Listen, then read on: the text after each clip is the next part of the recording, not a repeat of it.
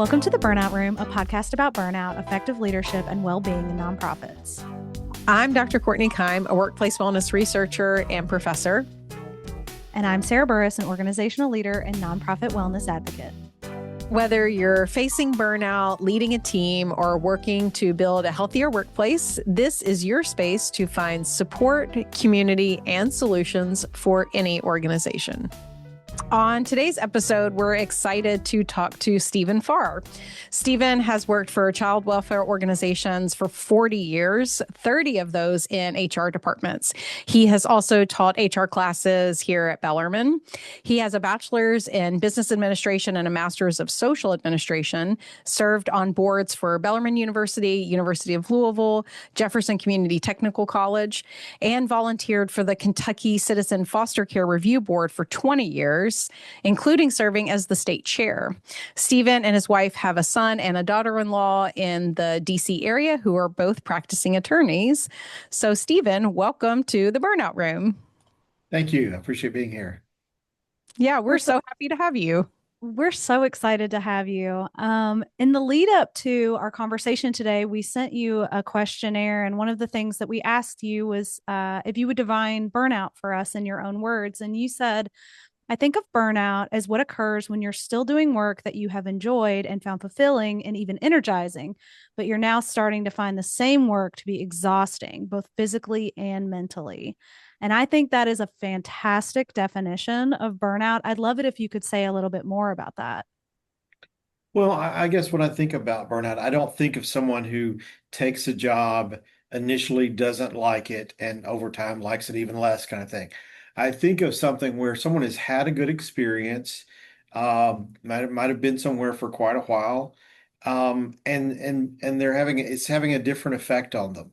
And that, maybe because something about the work has changed, maybe something about them or their circumstances has changed. But I think it's, again, I tend to think of it as a change that's occurred, not sort of an initial, this just wasn't a good fit.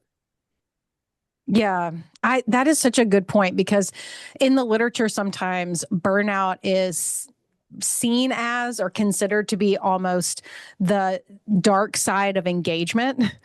So if you think about somebody who maybe is working for a nonprofit, really feels a sense of call to that mission and is really engaged in the work and feels passionate about it, but that passion over time and that always on the clock over time can lead to burnout. So yeah, it's like not somebody who just started a job and is like, I don't know if this is really for me, but it's almost like someone who is overcommitted that might be related to burnout. Is that kind of what you meant? I think so. Yes. I think that, again, that initial passion was there. And I think sometimes too, you have a passion for the mission of the organization, but maybe the role you're in was never really a great fit for you. Maybe it's asking you to work against your natural style or whatever. But because of the passion for the mission of the organization, you've done it. But over time, that's wearing you down. Yeah, I think that is an excellent point. I think oftentimes we find organizations that we really relate to, things that we really want to work towards. In my organization, for instance, for a long time, I was doing financial management. I had never been trained in financial management. I am not a math person. Just ask my sixth grader and my eighth grader. And over time, it was a sticking point for me. So until I got the training that I needed to be able to do that with confidence, it was really contributing to my own burnout. So I think that's an excellent point. You can be in an organization where you really relate to the work that the organization is doing, but maybe the role that you're in just isn't a good fit. And I think because you like the organization, believe in the mission, et cetera, you're more likely to say yes when you're asked to do something rather than really analyzing it and thinking, while I want to help this organization, that's not the role for me. I think that happens in volunteer work a lot too, as well. Yeah, that's a great point. Yeah, Stephen, I know you have had such a long and storied career, and you've spent so much of that time in nonprofit organizations and working in social services. So this is probably going to be like a very big question that you probably could have 10 answers for.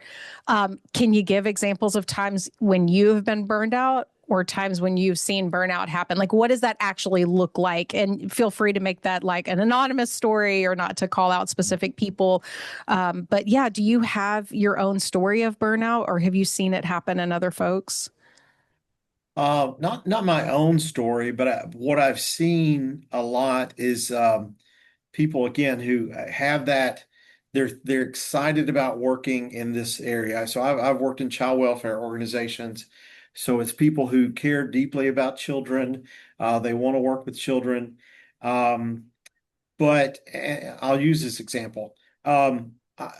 Organization I worked for in the past, for at one point we used a personality assessment that we would give to all of our staff. And one of the things they taught us about it was this will not tell you how good of a job someone will do. This won't say they'll do the job well or not, but it will tell you how the job will probably affect them.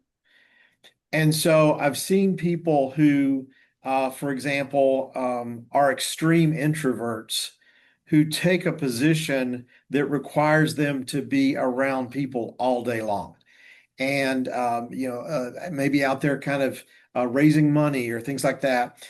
And what's going to happen over time? Trying to work against your natural personality kind of wears you down eventually. I can think of someone I know who was a pastor, and that requires you to be interacting with people a lot. But her natural style was not to be around people. She was very introverted. So she was very good at it, but it wore her down in a way that it wouldn't somebody who might be more extroverted or whatever. What I've seen working in child welfare organizations is it's burnout. Usually, I see it most often in people who are working directly with the clients. And I think a big part of that is the difficulty of separating your work and your personal life. If I can use the example, I am sure that selling cars is a very stressful job. Okay. But I doubt that people who sell cars, when they're at home in the evening, sit there and worry about the cars. Are they okay? Are they cold? Do they miss me? Etc. Um, but when people are working with children, when they're not at work, it's difficult to not sit there and worry about them. Are they having a bad day on my day off? Um, that phone call that was planned with their family, did it go well or not? That family that was supposed to meet with that child that was supposed to meet with a potential foster family, did that meeting go well? And I think the difficulty of kind of putting work aside in this area is often what leads to that. And again, it just starts to wear them down. It's hard for them to recharge their batteries when they're not at work because they're still focused on work. And if I can add to that, I'll go back to the 40 years in the field and make myself sound old. When I started in this field and I was working directly with clients, that was before we all walked around with cell phones. So if I was not in my apartment where my landline phone might ring, there was a 0% chance that I was going to get contacted by my employer when I'm away from work. It just wasn't going to happen. But now people who aren't at work are getting text messages and phone calls and things like that from their employer. And it's just or they're looking at social media and they're seeing that their coworker who's a friend of theirs had a rough day. The person didn't give specifics, but just the mere fact that they said they had a rough day, they start thinking about work. I wonder what happened. Was it this child, that child? So I see people who just can't, they sort of can't recharge their batteries because they're never away from work long enough or can stop thinking about work long enough to do that. I love that point because I think so often, I'll be on social media and something will pop into my feed that directly relates to the work that I'm doing. And I think that, we know that one of the precursors or one of the things that's involved in burnout is kind of like that disengagement from the work that you're doing. It's almost because you're over engaged in that work Like you're seeing it all the time. You have your employers who are text messaging you, emailing you, calling you when you're off the clock. That's kind of forcing you into being over engaged in your work. That then kind of leads to that disengagement and burnout. So excellent. I think that's an excellent point. Yeah, I think when we talk about employee engagement, we're talking about a positive thing, but Mm-hmm. there's another positive, and that's the ability to disengage from work when you are not at work. And I Mm-hmm. think that has become much more challenging with social media, with cell phones, et cetera, where we are just always so connected to other people in ways that we weren't challenged a few decades ago. Yeah, so I'll throw in the researchy term here. So there is this concept from the research that's called psychological detachment theory. And it says that essentially, in order for our work to provide us with the kind of fulfillment and engagement that makes work enjoyable, you have to have time where you are detaching from that work.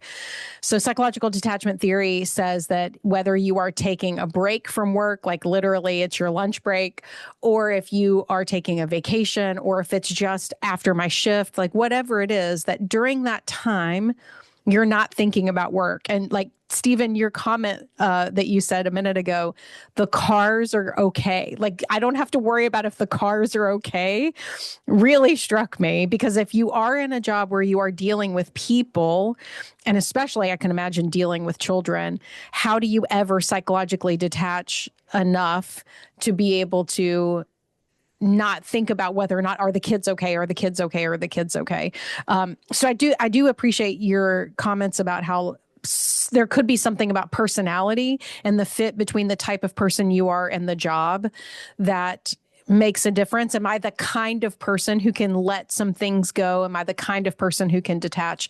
But it's not just the person, it's also the situation, it's also the work environment they find themselves in. So if you are the kind of person who is working in a job where your boss is texting you after shift, where you know that people do have your cell phone number and they're contacting you and sending you emails all night long, all weekend long when you're supposed to be off, like that makes it even worse and even more difficult.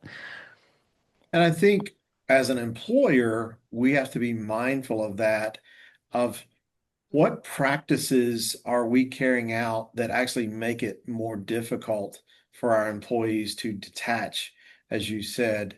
Do we approve of managers sending group texts to all their employees, recognizing that any given time, a third of their employees that are getting it are not at work right now? You're sending it out to everybody on your team, but we operate 24/7. So there's always people who aren't at work right now that are part of your team. Are we encouraging that? Um, I'll share this story. I had a meeting with an employee a while back, and we were frustrated with that employee because he was working a ton of overtime, and there was a cost to that, and it was noticeably higher than anybody else. And but when I talked to him, he said, "Well, I had applied for a promotion and I didn't get it. And so I thought, how do I demonstrate to my employer that I'm a good employee, that I'm faithful, et cetera?" And I thought, if I'm the person who picks up the most open shifts, they'll see me in a positive light. And it occurred to me that we probably give that message out. We Mm. probably do speak very highly of the person who works all these extra shifts, and maybe we don't affirm enough that person who only works their assigned shifts, but they're really good when they're here. And they've recognized that when I pick up that extra shift, I'm not as good. I can't do that. I'm not as good with the kids. And so they have their own awareness about that. And yet we maybe don't treat them as well or affirm them as much as that person who is always doing the extra. And so we may be creating systems as an employer that's leading to people's burnout or adding to the possibility of it when we think we're affirming those people. Yeah, I think that, oftentimes in business, you hear, oh, the boss is looking at the people that show up before 9 a.m. and stay after 5 p.m. And so that is what our society has told us is what the gold standard is. Like working your regular 9 to 5 just isn't enough to get a promotion because you need to be going above and beyond, when really going above and beyond actually hurts you when you're just doing your regular role because you end up overextended and burned out. I think that's a wonderful point. Well, it comes back to how we are connected as well. I mean, historically, you could measure who was working the most by who arrived first and who left first, et cetera. Right. But now people are working while they're at home. Mhm. They're checking their email. They're doing other things that are work related. Um, I'll give you an example for myself. I had never felt the need to check my email before I came to work until I ended up with a supervisor who clearly worked from 6 a.m. to 6 p.m. every day. So the first thing I did when I got up in the morning was check my email because I felt like I needed to. She never said to me, I expect you to check your email at 6:30 in the morning because I may have sent you an email. She didn't put that expectation. I mean, I put it on myself because I knew she was working. And so sometimes you know, we talk about the person who came early, left late, whatever. But in fact, maybe the person that came in right at the beginning, right at the end, is doing more because they're doing some at night, and you don't even see what they're doing. So it's really hard to measure those kinds of things, and we put these unfair judgments on people sometime because of that. Yeah, it makes me think about a kind of old adage that we have in my field in IO psychology, which is like, be careful what you measure or what you think you're measuring. So you think that you are measuring bad employee by the number bad, right? Quote unquote, bad employee by how many hours this person is working. Oh, they're working 60 hours a week overtime. That's bad for us. When in fact, that may not, you may actually have a really great worker who is trying to show that they are a productive employee, somebody to really take seriously, devoted to the organization, committed, all of that. And in the meantime, because of this unwritten expectation, unwritten rule that they feel like they have, which is work extra, work harder, work overtime, that's how you get ahead. But they're just going to end up getting themselves burned out. Like everybody's going to lose at the end of that. That's a good example, I think, of that phrase of like, be careful what you measure. Or make sure that with the numbers that you have, whatever it is you're measuring, is what you actually think it's measuring. You think you're measuring good employee when you could be measuring, oh, this is a person who's liable to become burned out. Exactly. Yeah. Speaking of leaders, like, I mean, from your perspective, and I know you've had a long and storied career, so I'm sure you have seen a lot of different types of leaders and supervisors in nonprofits. I'm sure you've had different leaders yourself working in nonprofits. Like, what are the kinds of things that you think that leaders can do that can help to prevent burnout in employees? Well, I think it starts with some of the things we've already talked about of paying attention to what practices you're endorsing. So, are you endorsing the idea that leaders underneath you are texting people all hours of the day and night on their days off, et cetera? So, what sort of practices are you endorsing, et cetera? I think on a one-to-one leadership level, when I think over my career, a couple of positives that stand out to me.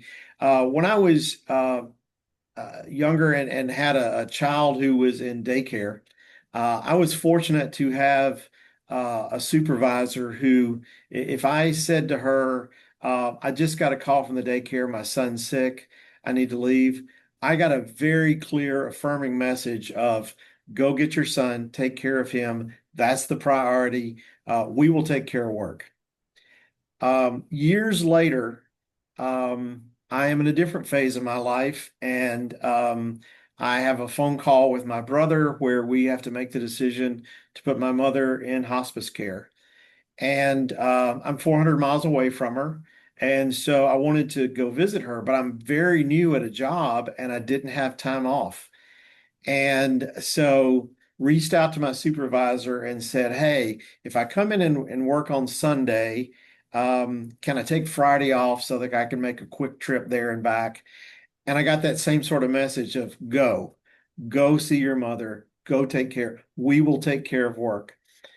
I think leaders who recognize that people have a life outside of work and that they have priorities outside of work and affirm those, I think that that makes you a good leader. I also believe that people remember those things. As an example, I just shared those memories. One's only about 3 years old, but one goes back 30 years, over 30 years.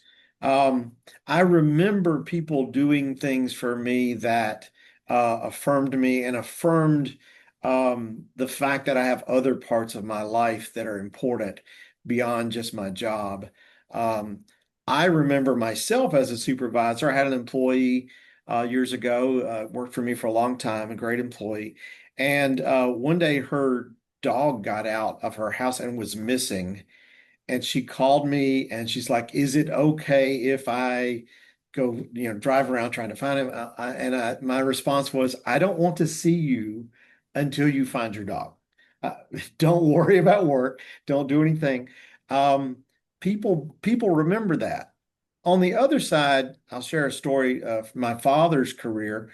The employer that he worked for the longest in his career, he called them one morning and said, "My mother-in-law passed away last night. She lived in our home, so he was very close to her. I can't come to work today because my mother-in-law passed away." And they said to him, "We need you to come in and work at least half a day." I still remember that story, even though that happened decades and decades ago when I was 7 or 8 years old, because of how negatively my father experienced that. That he had worked there for about 15 years. That was the start of him looking for another job. If my employer will not acknowledge the important things in my life and how I need to balance them, then I'm not sure this is somewhere I want to work for. So, that may be a long answer to your question, but I think it comes back to, as a leader, um, recognizing the person's full humanity, recognizing that they have other parts of their life. And if you can affirm them and support them when they are, whether that's a time of celebration or a time of need, whatever, I believe that that helps you be a better leader, and I think it helps them feel better about who they work for, and and encourages them to want to continue to be your employee. I love that. And I think that's absolutely right. There's something about building a culture around whole people. Like we are whole people. We're not just drones at work. We're not just, cogs in the machine. We are humans. And so when you have an employer or a leader in an organization who is allowing you that space to deal with something that is outside of the workplace, it says to that employee, my organization cares about me. I can go do this thing and not think about work. And then when I come back, I'm going to have good feelings about my workplace because they cared about me in that moment. I think it also says to the other people in that workplace, our leaders care about us because my friend over here who works in this other department had this issue go on. And so if something happens to me, I know that I'm going to be able to like take a breath and do whatever I need to do outside of the workplace. It is a critically important trait for leaders to understand that their staff members are not just worker bees, like that we actually have things that we need to do outside of the workplace. I And love that. I think when you create that culture, then that also leads to an employee who's more likely to come to you and be honest with you, say, "I'm starting to feel burnout, and I'm Yeah. not sure what I need to do. Let's talk about my job. Let's talk about things, whatever." I think if you're working for someone that you believe generally cares about you, then you're more likely to initiate those conversations and perhaps find some changes that can be made that sort of reinvigorate you in your job versus "I need to go find another job." And I don't know about your experience, Stephen, but I've never had an employee who's abused that. I think that there could be some leaders out there that would be like, well, if I give them an inch, they'll take a mile. I have never had an employee who's had like a child out sick or something else going on where they needed to disengage from work that day and then just do that all the time. I've never seen anyone abuse that. I agree. And my thing would be if someone does, fine, I'm still going to want to do that because Yep. 99% of the people aren't going to abuse it. Right. And 99% of the time it's going to be helpful. Right. Yeah. And not only that, I think that when you see that your employer cares about you and is putting maybe your family first to be able to go and take care of this issue that you have outside of the workplace, when you come back, then you see your coworker having that same experience and then needing to take off and leave. I think it helps it helps you to like feel okay stepping in and doing the extra work. There's no doubt that like the people who are left have to take over the duties maybe of that person who is out there trying to find their lost dog or going to pick up their sick kid from daycare or take care of, an elderly family member who they have to take care of. The people who are left behind on that shift or in that day or in that team have to pick up the slack. But I feel like in that moment, you yourself, you're not going to get you're not going to get angry about it. You're not going to get bitter about it that you have to help out this other person because you know that when it happens to you, that those other people are also going to have your back and those people are going to step in when you need it to happen. So and that just gets down to that very essential level of organizational trust, right? That you're vulnerable and that vulnerability is attended to by the other people that you work with, your coworkers and your supervisors. You know that they have your back, so you're going to have their back when you need it. So it's both I think a way to prevent burnout in that it's dealing with workload and the stress of like work-life balance, yes, but it's also getting at issues of like fairness and values that are a little bit more deeper than just like the logistics of I have my time off that I need. It's also like how I feel I'm being treated in the moment. Yeah, I agree. And I think your point's going about other people observing how their coworkers are being treated. I have a good friend whose brother was in a very serious accident years ago, and his employer took really good care of him. They did things for him, for his family, whatever. He was out of work for a long period of time, etc. And she thinks so highly of that corporation because of how they took care of her brother. Well, I can only imagine that there were people who were his coworkers who witnessed how well they took care of him and are still working there today because they saw, hey, look what my employer did. They did the right thing. They weren't focused on their needs as much as they were taking care of this member of our team. So I think people really do observe. And again, sometimes the decisions you're making are not only affecting the employee that you're making them about, but what you're doing is being seen by others. And it says something about how you value your workforce. Yeah, absolutely. I think that when we talk about leaders in nonprofits, in all organizations, really, like leading by example, making sure that you are being visible to your folks and making sure that kind of everybody knows that like this is the culture that we have. If you need to take a step away, like take a step away. We as a group, we as fellow staff members and as leadership in this organization are going to help you get through this tough time that you're going through, and we'll move forward together, not only because it's better for the culture of our organization but also better for the external folks that we're working with. If we are cultivating organizations internally that take care of their staff members, it's going to bleed into the work that we're doing externally. I agree.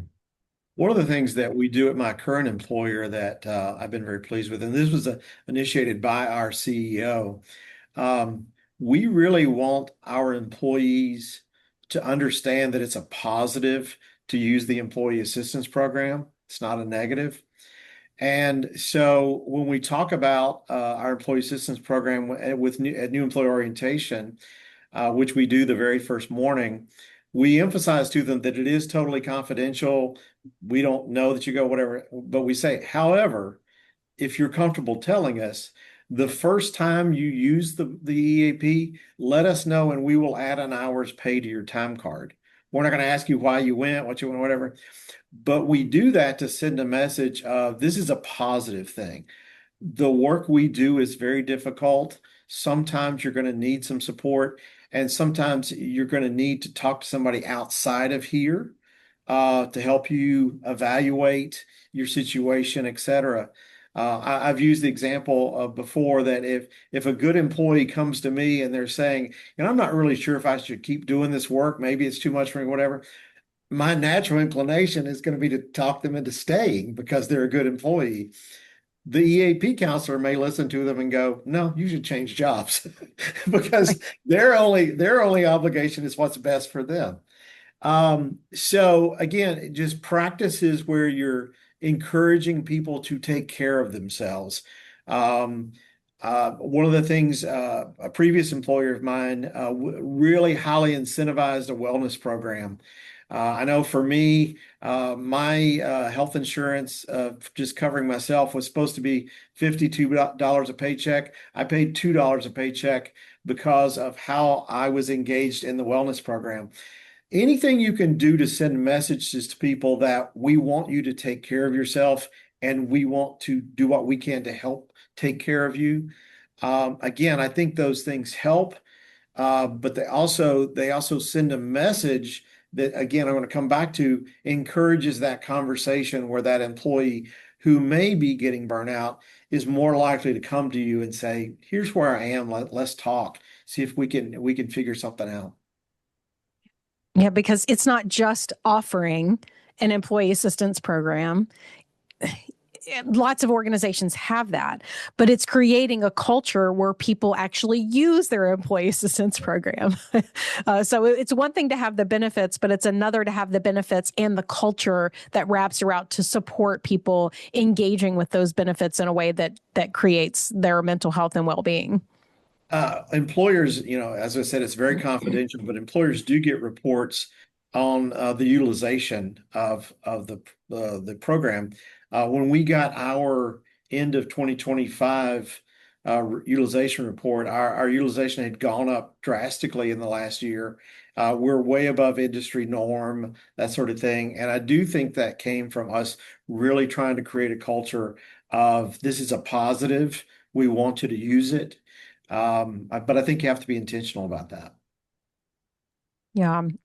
Yeah.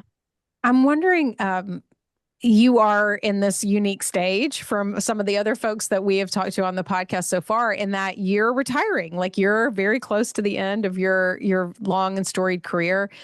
I am wondering, especially since you've spent so much of your time in this career in HR specifically, how has time and expertise and experience change the way that you think about mental health, well-being, and burnout?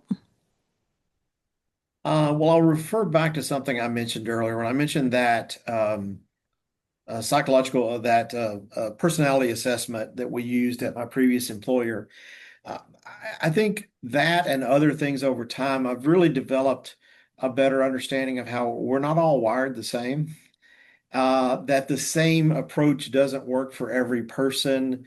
Um, what what might be a really good work situation for one person isn't necessarily a good one for another, et cetera. And so I think over time, just a growing appreciation for the importance of working with the individual to figure out what's best for them. So if an employee comes to me and says, "I'm starting to feel burnout," I don't have a canned list of responses to that. If anything, it should be more about asking questions. Um, do you feel like the work has changed? Or is your situation changed, or et cetera? But asking questions to help figure out what's right for them, versus well, we can solve this. Let's come up with this sort of canned solution. I just recognize more and more how, I mean, in human resource, we talk about finding the right job for the right person at the right time. And all those things are a factor. The job that was right for me, 30 years ago might not be the job that's right for me today. And that may be an age factor, it may be a life circumstances factor, et cetera. Um, but just the individualization of it, I think maybe earlier in my career, I would have had a greater sense of I should have the answers. And now I have a greater sense of let's just have a conversation and let me ask you some questions and let's figure this out together. And I think a lot of that comes from, again, just learning over time and experiencing things over time. Um, if I could share this, this may sound like it's off subject, but many years ago, the first employee who ever came to me and said, I have been outwardly identifying as this gender. I would like to, at work, begin to identify as the opposite gender. I didn't have a clue how to help that person do that. Fortunately, they had done some research and sort of like, I can help you help me. And we figured it out together. And I've done that with other employees over the years, but we didn't do it exactly the same way every time because each of them had different needs. And so, really just recognizing that from a mental health perspective as well as a physical health, that we just need to be having conversations with people to help them find solutions. I'll use this expression. I've often said to when I'm training supervisors, um, your job is not to solve someone's personal problems, but your job is to help them continue to be successful at work while they're trying to solve their personal problems. We can provide resources, et cetera. We're not going to get into do that. But if someone's struggling with something, how can I help them continue to be successful at work? And so again, I come back to it's those individual conversations, a lot more listening and a lot less talking with employees, and again, a lot more discerning the unique situation instead of kind of feeling like I've got the answers. Yes. Yes. I want everybody who's listening to this podcast to rewind like a minute and a half and re-listen to all of that. Really take it in. Yes, there is not a one size fits all fix for burnout. Courtney is going to get into in a future episode burnout profiles and how people experience burnout. There you have to pay attention to the individual person. When I went through burnout, I had like task overload to the ceiling, but I wasn't like really cynical about the work that I was doing. So my plan, the way that I'm moving out of burnout would look differently than somebody who's feeling high levels of cynicism, but maybe not as high levels of work overload. So it needs to be tailored to the person. And the best way to do that is to know your people. Having conversations with them, giving them some autonomy when you're having those conversations about whether or not they think a certain way might, changing the work might help them. I think that's beautiful. And you're right, we're not all wired the same. We're all learning things differently. We're all doing processes differently.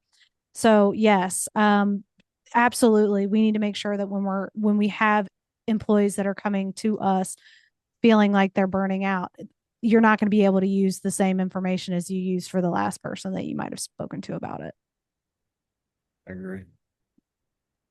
Treat people as individuals instead of just coming with your pre-planned solution. So I'm sure you have heard of the golden rule, which is, treat others the way you want to be treated. But there's also the platinum rule, which is treat others how they want to be treated. And in order to know how they want to be treated, you have to know them. You have to treat them as individuals and get to know them well. So, yeah. So.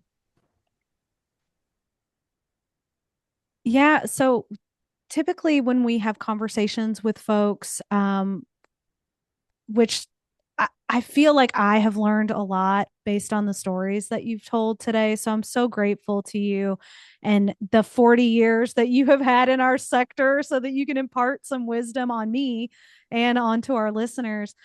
I'd love to know if there's like one piece of advice or something that you would say to someone who may be listening to this podcast about going through burnout or leading folks who may be going through burnout. Like what's your takeaway message for today, Stephen? I think my takeaway message kind of goes back to what I just said, and that is, I think it starts with asking questions. So I think if I had someone come to me and said I'm struggling with I think I'm feeling burnout, etc. Um, the first two questions, I guess, the main questions is has the work itself changed, and if so, how? And then have I changed, and if so, how? And so this job and this and me as a person that was a really good fit before doesn't seem to be as good a fit right now.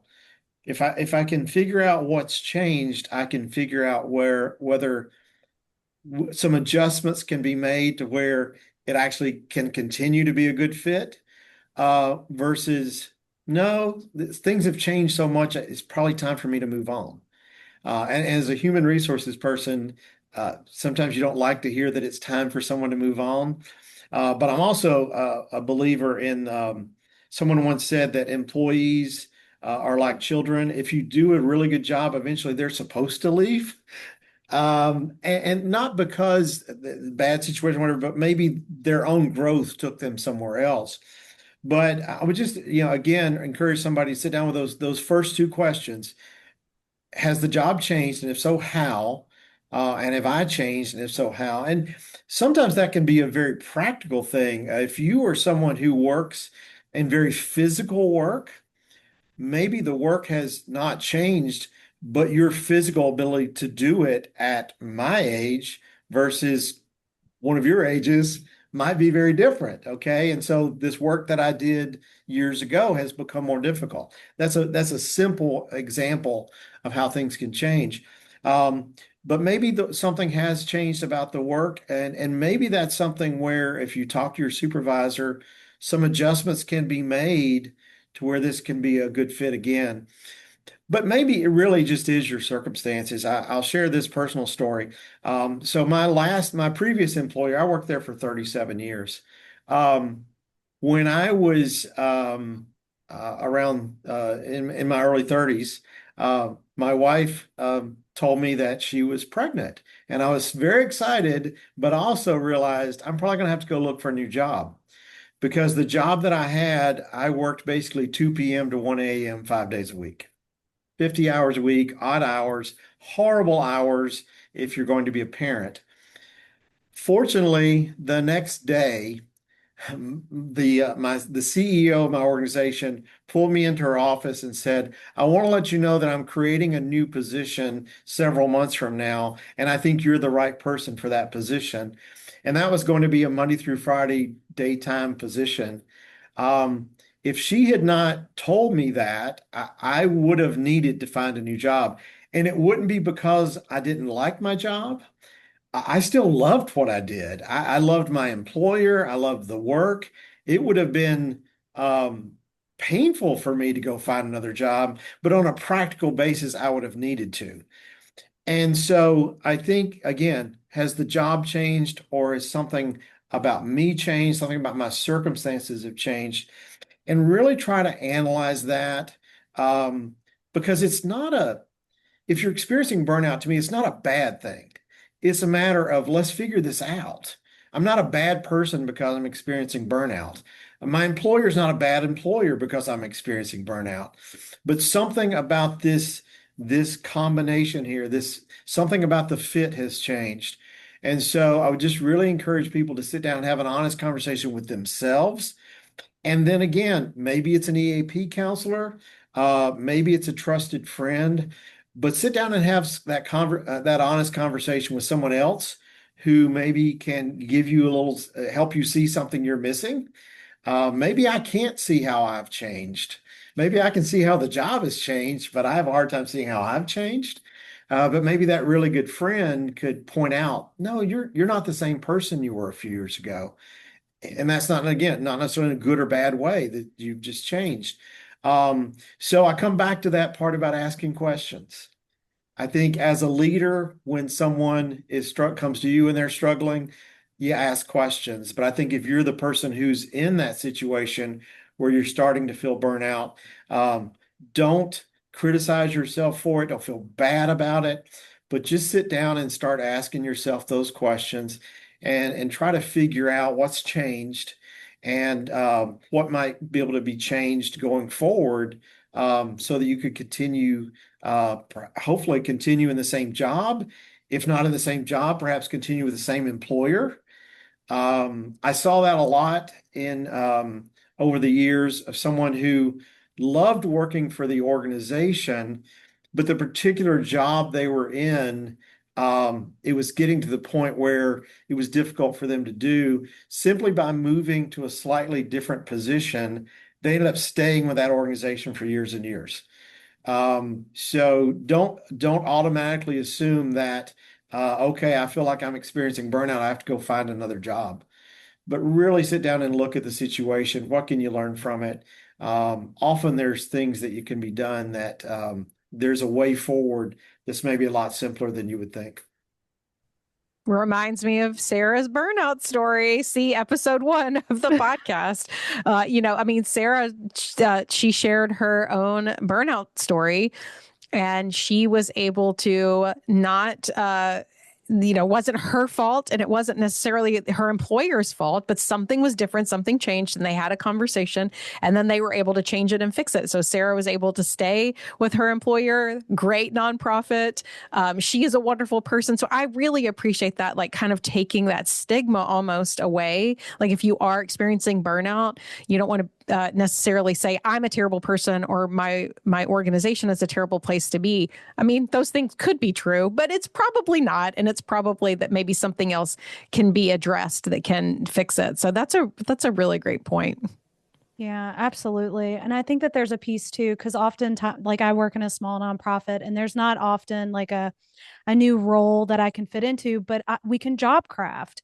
If there are pieces that of my organization that like my skill set is just not designed for, I've got other folks here. Maybe somebody else is actually interested in doing that work, and we can job craft a little bit to figure out what works best for everybody. So I do think that even for small nonprofits, you still have avenues to listen to folks, to figure out what their pain points are, offer support and job craft if needed, to make sure that the people that are good, who are passionate about your mission, are hanging out with your organization instead of leaving. I agree. I've always worked for organizations that were at least 100 employees, or up to maybe 250 or so.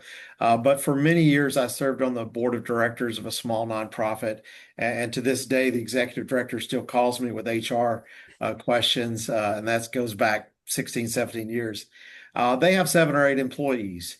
And over time, we've had a number of conversations about, I've got this really good employee. They've started to struggle with the role they're in, but I love them. They're a great employee. Can you help me figure out how we can make some changes so that this continues to be a good place for her to work? And again, I think as an employer, you want to come with that approach of how can I help the person. This may seem out of the conversation, but I'm a big believer in a theory of a gentleman named W. Edwards Deming, um, who he had a number of theories, but one of them was that when you have a problem, 85% of the time it's a systems problem. Only 15% of the time is it a people problem. And I think that applies somewhat here, that when you have someone who's experiencing burnout, probably a very high percentage of the time, making some adjustments to people's circumstances can solve this versus, it's just the person, so to speak, and looking at it like, again, like there's something wrong with the person or whatever. Often just, looking at the job, let's break it down. Let's look at what this person is doing, and looking at the pieces of it, and let's figure out a way to make this work. Yeah, wise words, Stephen, wise words. As Sarah was saying earlier, like I really appreciate the wisdom that you bring to this conversation as someone who's been in the nonprofit sector for so long. So I just really thank you for your time today and for sharing your great stories. You always tell such great stories. You have so many great experiences, and such an advocate for especially students, especially our students. And I know you've been a mentor to a ton of people in the HR field. So your legacy is going to be long felt. And sad to see you moving on and moving to DC to be near your family. But I think you could be very proud of like the legacy that you've left here in the Louisville area and HR specifically. So just thank you for your time and your attention and dedication that you've given in your career. I'll add in one thing that I said often to my students at Bellarmine, those that I taught and those I've been a mentor for. I've said this many, many times. You will spend far too much of your life working to not enjoy what you do. Find something you'll enjoy, and that for a student that may be while they're still trying to pick out their major, things like that. Find an area that you want to go into. But we spend much of our lives at work, and we want to enjoy that. We should be able to enjoy that. And so if you reach a point where it's not enjoyable, let's try to fix that. Let's try to figure it out. Because yes, work's work, and there's days that are tough. But I've always looked forward to my work and enjoyed it. And I want that for other people. Yeah, life is too short It to sure be in a is. bad, yeah, to not enjoy the work that you're doing. Yeah, great. Absolutely. Thank you so much, Stephen. We really appreciate this conversation today. It was my Yeah, pleasure. Thank you. thanks. Courtney, I loved that conversation with Stephen. Like, he is such a great storyteller.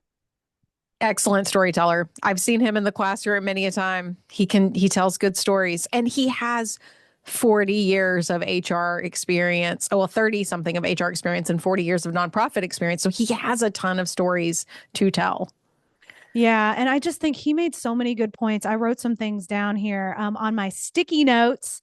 Um, the piece that he mentioned about creating boundaries from work, particularly around the social media piece, that hit me like square in the face when he said that because I was like, oh, that's me. Like, I'll get on, Facebook and I'm just scrolling around and like I'm friends with a bunch of people that I know through work. So I'm seeing information through those avenues, sister or, like organizations. I'm seeing all that their stuff. And so I'm always thinking about work. Like, that's probably not the greatest. It I feel so called out because that seems like I'm trying to think about what part of my day is where I'm totally off. Mm, It's not very many hours. I think this is probably why I love the summer so much. And I think anybody mm-hmm, who's an educator can probably nod their heads to that, because it is a time for many of us when we can psychologically detach, at least from our teaching responsibilities, even though we might be doing research and service responsibilities over the summer. Sometimes I do teach over the summer, though. But mm-hmm, yeah, like when am I not thinking about class? When am I not thinking about students? When am I not thinking about this podcast? Like even when I am at home, I'm like, ooh, we could talk about this on the podcast. When am I mm-hmm. not working? This is such like I'm thinking about this a lot now. He that is such a great point. You used to be able to, I think, more easily psychologically detach from workplaces. But even if, and the point that I think that you are making too is like, I may not, and I do set boundaries for not checking my email. But even when I'm engaging in social media or I'm looking at other things, I'm browsing on the internet, whatever, to kind of decompress, quote unquote, am I still thinking about work? Am I really psychologically detached from work? Maybe not. So Mm-hmm. yeah, that was a really good point, and I definitely feel called out for it.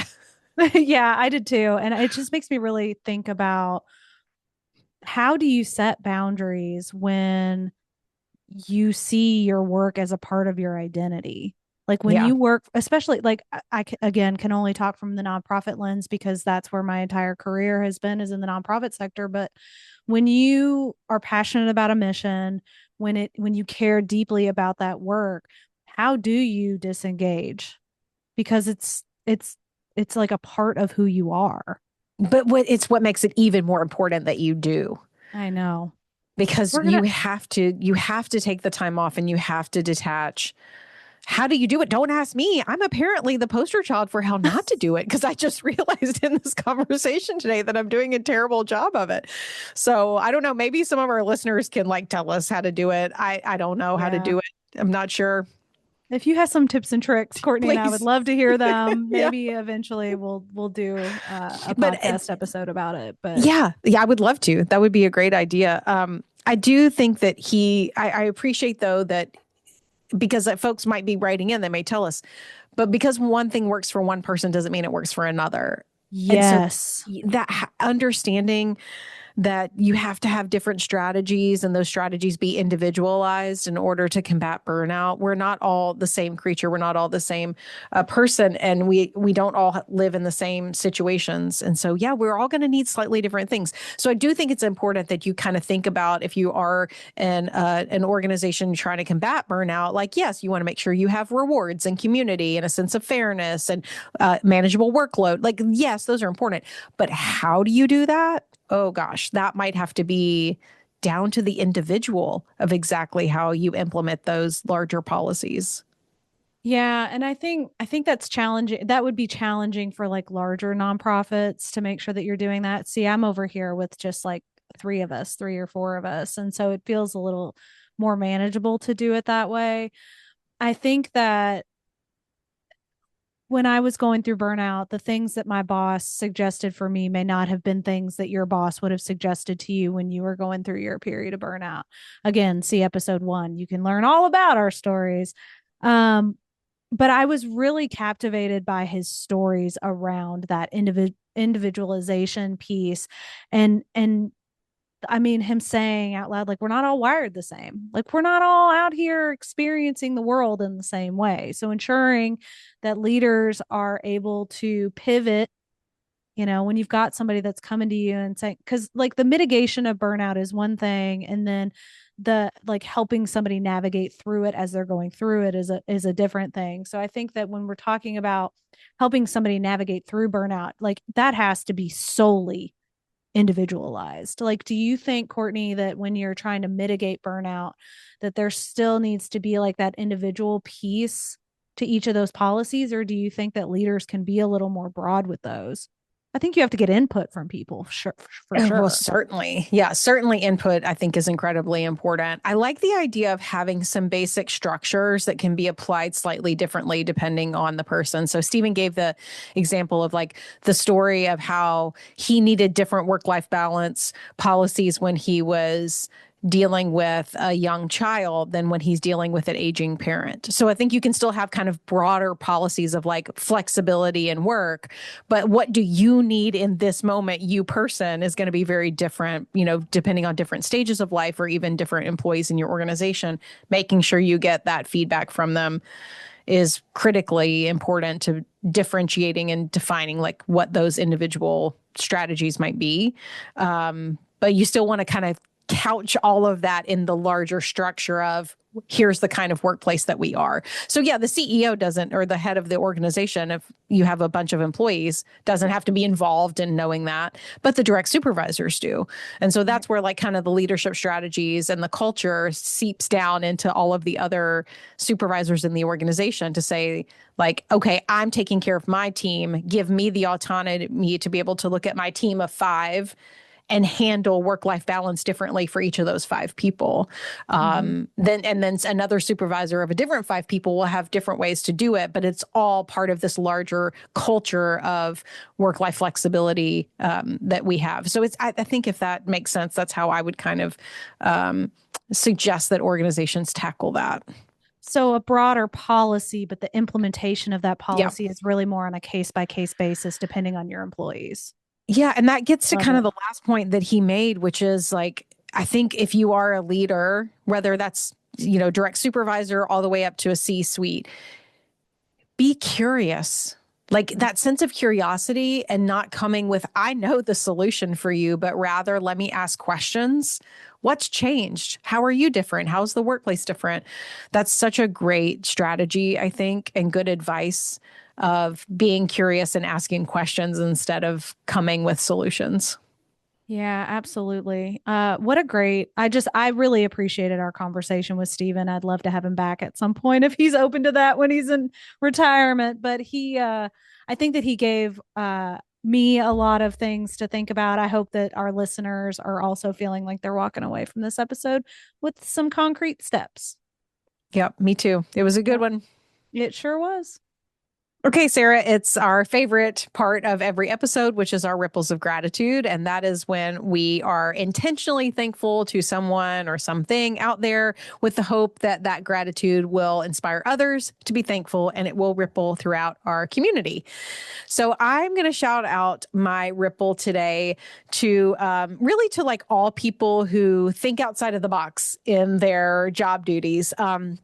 Recently, I had the pleasure of planning a birthday party for my kiddo, and she loves to bake, loves to cook, and she's actually like very good at doing that. And when I was thinking about what we could do for a birthday party for her, I wanted something that was a little bit outside of the box, right? Like I was like, oh, yeah, we could do a cooking class, but sorry, she's actually much better than what all the cooking classes offer. Like I really needed something that was more advanced. And she also, has like allergies and issues and she's got friends with allergies. So it just complicates things to do those kind of typical come here and do a cooking class. So I reached out to a local pastry chef. This person does not do this for their job, but I asked them, would you be willing to come and basically do a private baking class for my daughter and her friends as a birthday present for her? And this person said yes. It was amazing. It was so great.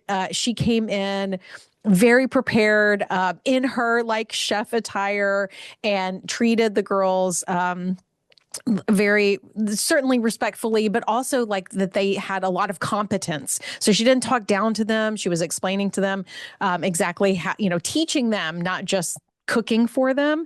And it was just so much fun. I'm so appreciative of people who are like that. This is not something that this woman advertises for. It's not something that she does.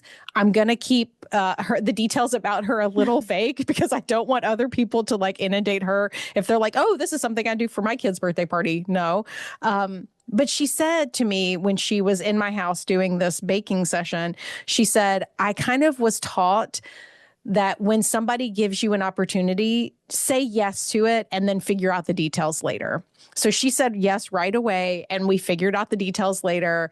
And it was just such a fun experience. So I just am so thankful for those people who are creative and will say yes to asks that are just a little bit outside of the norm. Like I'm so thankful that she spent probably her only day off of the week at my house baking when that literally is her job. But it really made a big difference to me. It meant a lot to me and to my daughter. And I think all of her friends also had fun. So yeah, I just am so thankful for people who think outside of the box like that. I love that because it's such a unique thing to ask somebody who does that in their real life to come like, hey, come hang out with us at our house. And my kid who's really excited about this work that you do, like come show her, what you've got going on. I think it's wonderful that she said yes. And then she figured it out because she wasn't Yeah. quite sure how she was going to do it. No, I think that's wonderful. And I know that your kiddo had a great time at that party. And I'm just really grateful to that person who thought outside the box. So good on Yeah. her. Good on Yeah. you for thinking of that, because that's also a kind of an out of the box thing. So Yeah. see, it's a little self kudos, just like tiny bit. Okay. Okay. Mostly kudos to our baker, but a little self kudos, Courtney. A little self kudos. I'll take a little bit, but most of them definitely belong to her. So, okay. Who Yes, is your absolutely. ripple to? Okay, so today we're going to talk about something that I hope is relatable to other parents out there. My kid, so this weekend, my kid had multiple engagements, multiple places that I needed to cart him to and from. Um, one was a competition that he was doing, and then another was a test to get into an advanced placement high school. So both of these things are happening, and I'm walking in just confidently to this competition at 9:30 in the morning on a Saturday. And then his teacher sees me and goes, Miss Burris, I'm pretty sure Zan's supposed to be taking a test right now. And I was like, oh no. Oh I no. did, I did I certainly did not realize that my kid was supposed to be taking the test right now. I thought it was later today. So just totally messed up scheduling this big thing. That is, I mean, arguably a huge thing for my kid. So we're rushing from the competition to the testing site, and I'm trying to play it cool. My kid is obviously concerned that he's missed this test and it's going to be a bad first impression, and all of these things that just kill your mom heart. You're sitting in the car going, Yes. oh, I have just really, really screwed up here, this is really bad. But I'm trying to play it cool. I'm like, it'll be fine, they'll let you take the test, we'll figure it out. But inside I'm screaming at myself. So we get to the testing center, and we're walking up to the door where they're proctoring the exam, and out walks just this lovely woman who rays of sunshine are coming out from behind her. Just the kindest, sweetest human that I've ever seen. And she said, it's okay. We've got him. He has to take 2 exams today. We're going to go ahead and let him get started on the second one with everybody else. And we'll go to his school next week and we'll proctor the first part of the exam. No problem. And they took my kid, and he went in and he took his exam and he did a good job on it. And I would just like to shout out and give the largest ripple known to man to people who are understanding when you make what you think is a colossal mistake.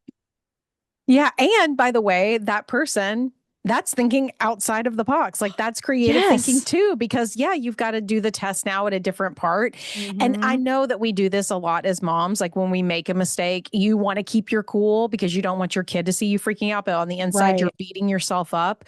Mm-hmm. But when you finally get to that person that has a creative out of the box solution that can not punish your kid for a very simple mistake that you made, and just recognize you're a human and everything's going to be fine. And we can just take the test in another time. Like, thank goodness for those people who are accommodating that way. Absolutely. And I think that those are both things that nonprofit leaders can look at and say, okay, well, when my staff person comes up to me and they've made a big mistake, maybe don't beat them over the head with it because they already feel bad about it. That's right. They probably have already learned their lesson. Yeah, exactly. Well, Courtney, this was a wonderful episode of The Burnout Room, which is sponsored by the Kentucky Psychological Foundation. If our listeners would like to help support our work by bringing free mental health resources to Kentucky nonprofits, we hope that you'll consider donating at KentuckyPsychologicalFoundation.org. Yeah, and a huge thanks to our producer, Sophia Schindler, for all of her wonderful work, and to my dad, Mike Russell, for composing our music. And to all of our listeners, thank you for tuning in and being a part of this community. Don't forget to rate, review, and subscribe so you never miss an episode. And feel free to leave us a comment about topics that would be most helpful for you and your organization. We'll see you next time.